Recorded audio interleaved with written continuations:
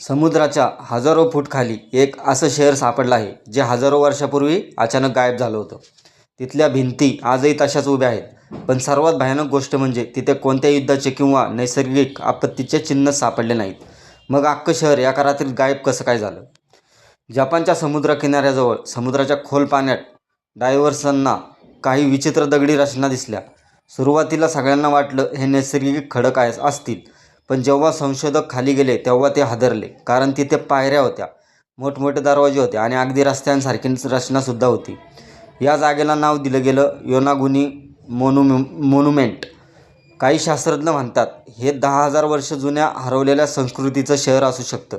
तर काही लोकांचा दावा आहे हे शहर मानवाने नाही तर एखाद्या प्रगत आणि रहस्यमय शक्तीने बनवलं होतं.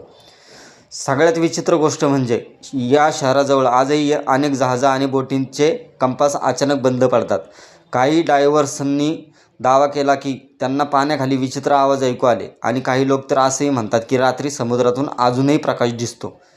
आजही हे शहर पूर्णपणे समजलेलं नाही. ते खरंच हरवलेल्या संस्कृतीचं शहर आहे की समुद्राखाली लपलेलं एखादं मोठं रहस्य?